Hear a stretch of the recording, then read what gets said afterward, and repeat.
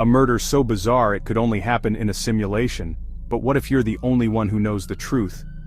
Dr. Eleanor Reynolds, a respected forensic psychologist, stared at the crime scene. She felt a chill, a sense of unease that went beyond the gruesome sight before her. The victim, a prominent scientist, lay dead in a locked room, no sign of entry, no weapon, just an expression of sheer terror etched on his face. Dr. Reynolds had seen her fair share of horrors, but this was different. This wasn't just about the brutality of the act, it was the impossible nature of it. The scientist had been found hanging from the ceiling, but the room was completely bare. There was no furniture, no hook, nothing for him to have used to take his own life, and even if there had been, the height of the ceiling made it physically impossible for him to have hanged himself. The more Dr. Reynolds thought about it, the more convinced she became that this was no ordinary murder. The laws of physics, the very fabric of reality, seemed to have been broken. A cold realization began to dawn on her. What if this wasn't just a glitch in the matrix, a random error in the system? What if it was a sign, a clue that pointed to a much larger, more terrifying truth? Dr. Reynolds examined the scene. The victim's body hung lifeless, defying gravity, a macabre puppet suspended in midair.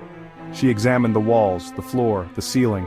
There were no trapdoors, no hidden machinery, no logical explanation for how the body ended up in this impossible position. She ran simulations in her mind, trying to recreate the scene, to find a rational explanation, but every scenario hit a dead end. It was as if the laws of physics themselves had taken a holiday. The more she investigated, the more convinced she became that this was no ordinary crime. This was something else entirely. She remembered a fringe theory she'd once dismissed as the ramblings of a madman, the simulation hypothesis. The idea that our reality was nothing more than a complex computer program, a hyper-realistic video game played by some unknown entity. It was the stuff of science fiction, a thought experiment for late-night bull sessions, not something a sane person actually believed. But now, faced with the impossible, the unbelievable, the seed of doubt began to take root in her mind. Dr. Reynolds began to see glitches everywhere. A flickering streetlight that corrected itself when she looked at it directly. The uncanny feeling of déjà vu, the same conversation with a colleague repeating word for word.